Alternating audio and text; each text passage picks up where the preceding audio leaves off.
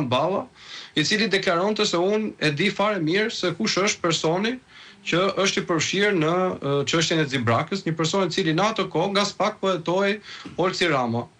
Dhe ndërkohë SPAK mjaftohej vetëm me një hetim, siç e thon ata, që kishin bërë dhe sipas hetimit që ato kishin kryer, nuk ishte Olsi Rama, por nuk e dinin se kush ishte. Dhe unë e pyeta pse nuk morët ministrin e Brendshëm ta pyestit që kush ishte ky person me që ai kishte deklaruar publikisht. Me që nuk doni në kamera, Grevisi, si ishte reagimi i zotit Balla pikërisht në sallë atë moment?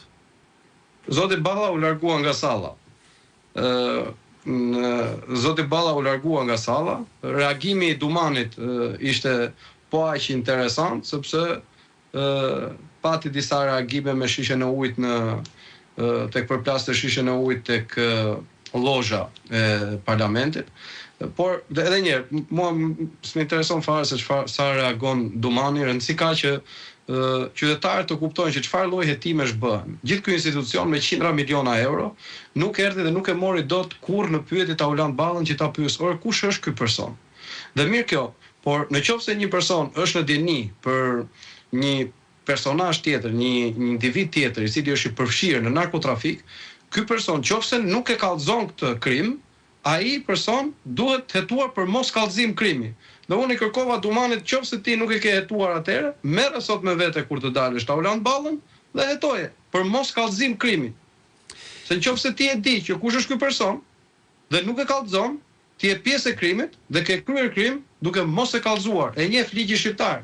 Përpos kësaj, ajo çfarë ishte shumë interesante ishte që çdo përfaqësues i institucioneve të reja të krijuara në këtë sistem të ri drejtësie, që është qartazi krijuar për interes të pushtetit, kërkonte tani më të hidhte fajin institucionit tjetër.